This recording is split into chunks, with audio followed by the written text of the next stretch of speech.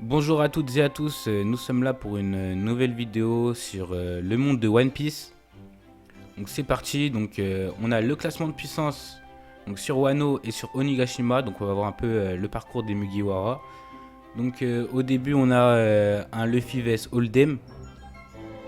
Luffy revient de Whole Cake après avoir battu Katakuri. Donc voilà, je le mets à 11 075, donc un bon second empereur. Et Oldem, lui, très très bas, hein. En dessous d'Arlong, je pense. 650 pour Oldem. Ensuite, nous avons Kaido versus Monkey D. Luffy. Donc là, on s'en rappelle, hein, la rage de Luffy. Kaido complètement bourré qui ravage Wano Kuni. Luffy qui pète un câble parce qu'il a vu ses compagnons mourir de loin d'une attaque de Kaido. Il a cru les voir mourir. Il a pété un câble. Il est parti aller voir Kaido. Il s'est transformé en Gear 4. On s'est dit Luffy, attention Kaido. Mais Kaido la one shot les gars. Kaido la one shot. Après qu'il ait battu Katakuri, Kaido a one shot Luffy. Kaido a one shot Luffy. Donc ensuite, on a Zoro versus Kamazo. Donc là, c'est un Zoro sans Ryuma. Zoro sans Ryuma. Ryuma apporte une puissance supplémentaire à Zoro. Si il change de lame, il a toujours ses 3 sabres, mais qu'il n'y a pas Ryuma et que c'est un sabre qui est moins puissant que Ryuma, Zoro sera moins fort. Oui, Zoro sera moins fort. Il perdra en puissance. Il sera toujours fort, mais il le sera moins que s'il avait Ryuma. C'est pour ça qu'il a eu Enma, qui est plus forte que Ryuma. Bref. Ensuite, nous avons Sanji en Obasa Mask et Peiji One. Donc là, on a eu un très très beau combat aussi. Voilà, bon après, Sanji l'a écrasé, hein. Je mets Sanji du coup bien au-dessus de Peiji One. Et je mets aussi Sanji au-dessus de Zoro sans Ryuma. Pourquoi ? Parce que tout simplement le Red Suite apporte de la puissance à Sanji, apporte de la puissance, des attaques supplémentaires, voilà. Alors que Zoro lui ne fait que perdre en puissance et que perdre de ça. Bon, bref, Zoro reçoit Enma, donc là il ne la maîtrise pas encore, donc il ne peut pas avoir la même puissance que s'il avait aussi Ryuma. C'est pas possible, parce qu'il est en train de maîtriser Enma, même si Enma est plus forte en soi, donne plus de puissance, à la maîtrise, ça va être plus dur dans un combat. S'il ne maîtrise pas Enma lui prend toute son énergie, les gars. Alors que Ryuma, non, et il sera capable de se battre pendant plus longtemps que s'il se battait avec Enma.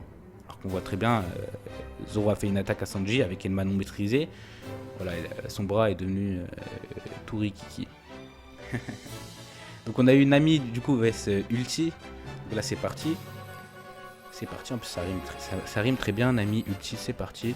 Donc qu'est-ce qu'on a à dire ? Tout simplement, le power-up de Nami est incroyable les gars. Il est incroyable. Zeus qui devient son bâton, enfin bref, moi j'ai kiffé en tout cas. Mais après, pour ce qui est de la puissance de Nami, oui ça augmente sa puissance, mais elle ne peut pas surpasser Ulti, parce que c'est grâce aussi à Big Mom que Nami a gagné, et Big Mom a fait quand même une grande partie du travail, et Nami n'a fait que l'achever en fait.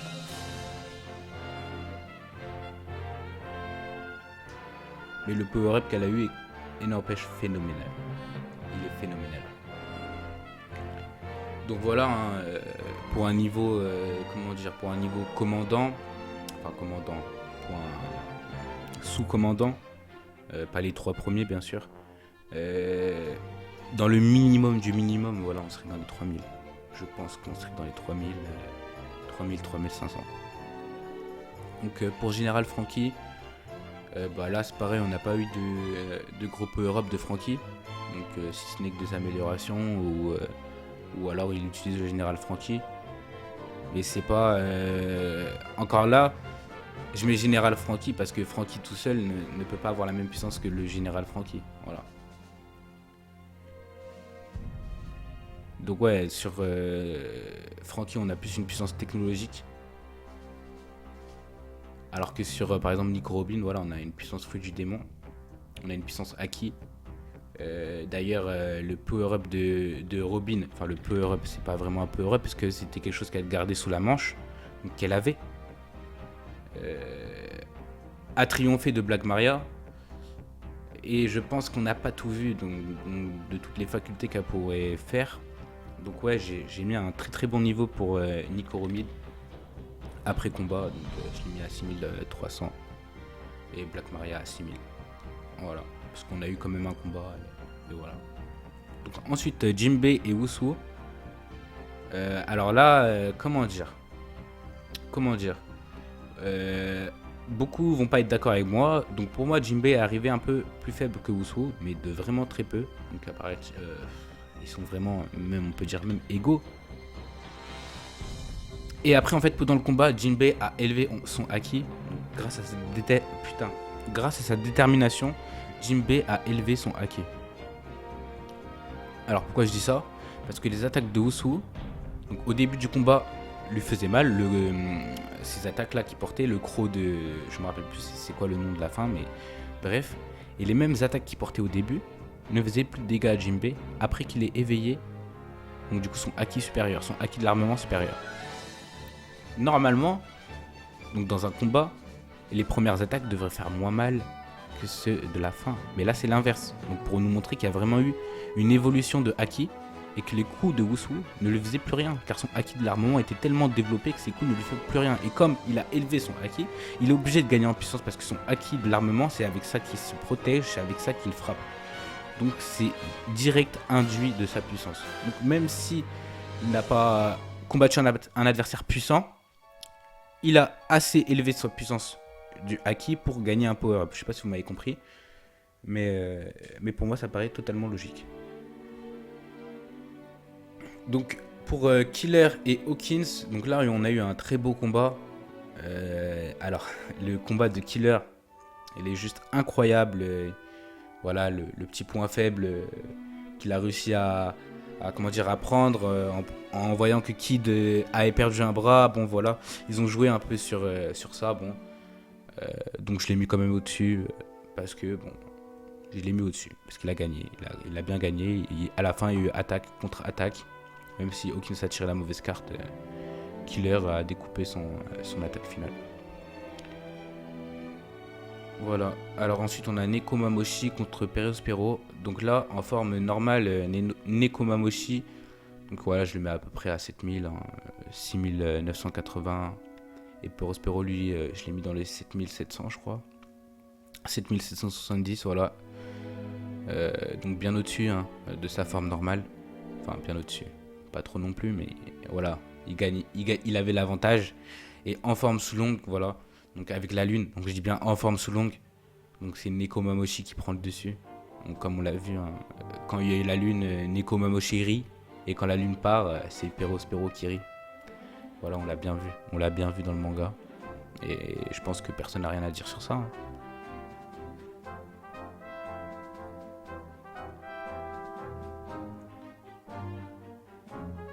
Voilà.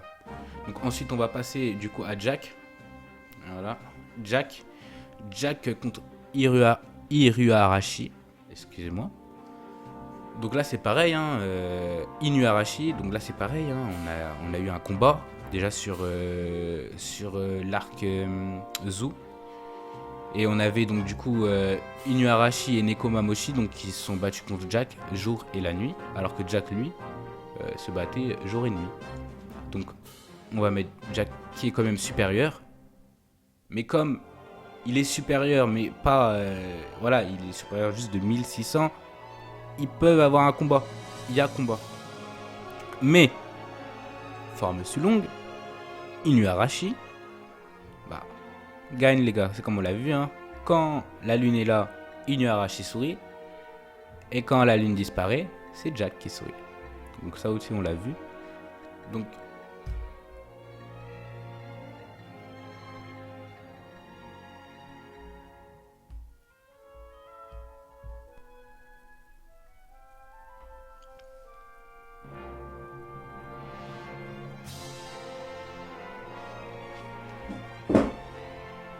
Donc voilà, après sur le toit, on a eu droit à la bataille Kaido versus Luffy. Donc là sur le toit il y avait Kid, Zoro, enfin bref, donc c'est avant le gros combat, si je puis dire.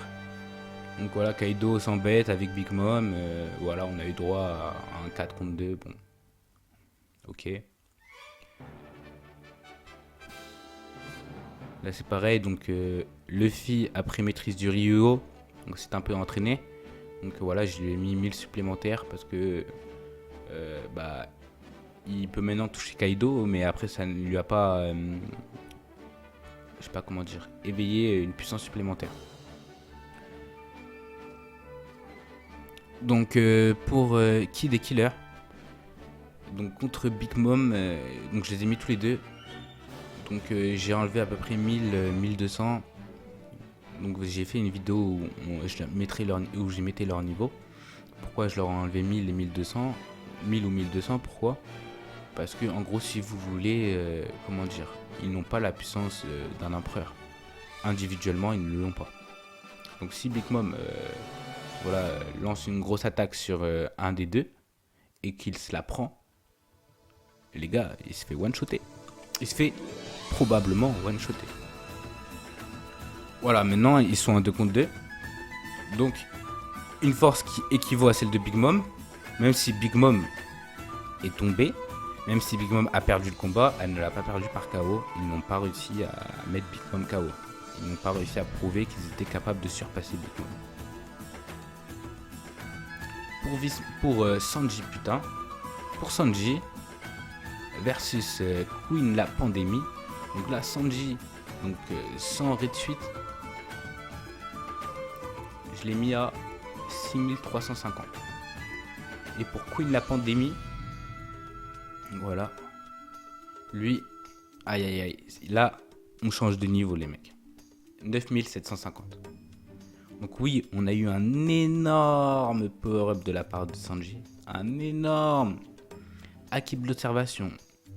Le gars cyborg, le mec changement de flamme, le mec qui peut devenir invisible tellement il va vite, mais c'est une dinguerie. Son power-up, c'est une dinguerie. Les gars, Sanji, actuellement, peut prendre n'importe quel Amiro. Sanji, actuellement, peut donner un combat à n'importe quel Amiro. Oui. Sanji, actuellement, donne un combat à n'importe quel Amiro. Si vous êtes d'accord, vous l'êtes pas, je m'en fous. Il donne aussi un combat à Zoro. Sanji donne un combat à Zoro. Zoro donne un combat à Sanji. Zoro a plus de chances de gagner. Mais voilà, faut se dire que si Sanji il a battu Queen, il donne un combat à King, il donne un combat à tout le monde. À tous les commandants, il donne un combat. Donc Amiro aussi. Pour Zoro, Enma maîtrisé. Donc là, Enma maîtrisé, je l'ai mis à 8100. Donc oui, pour moi, Zoro, Enma maîtrisé. Hein. Jack, il n'en fait qu'une bouchée, les gars. Jack, il n'en fait qu'une bouchée. Et ça avant Power Up, parce qu'après Power Up, c'est fou. Après Power Up, c'est fou le niveau qu'il a atteint. Et là, on a vraiment un équipage. Là, actuellement, One Piece, les gars, on est plus sur le début. On n'a plus peur. On n'a plus peur. Là, actuellement, après les événements de Onigashima, c'est pas sur l'équipage de Monkey D. Luffy qu'on va avoir du suspense. Ce n'est pas sur l'équipage de Monkey D. Luffy qu'on va avoir du suspense. Donc, pour King, l'incendié, donc lui, je l'ai mis à 11100. J'ai déjà fait un top, donc du coup les retraçants. Donc là après Power Up, donc voilà, Zoro a gagné, donc de peu. Mais il a gagné quand même. Hein. King, hein, c'est pas n'importe qui. Décrit comme sa résistance est décrite comme plus forte que celle de Kaido quand même. Donc ce n'est pas n'importe quoi. Donc Kaido s'embête. Après donc là c'est le premier combat. Donc Luffy est revenu donc de son KO. Donc là c'est le combat, hein, si vous voulez, le 1v1 a commencé. Donc Luffy commence à, comment dire, Luffy commence à comprendre, après les coups de Kaido, à comprendre comment on s'en sert. Voilà. Et après il va retomber KO les mecs. Le mec il va retomber KO, mais comment dire, on a vu que Luffy du coup a augmenté de puissance et je dirais même qu'il est passé intermédiaire.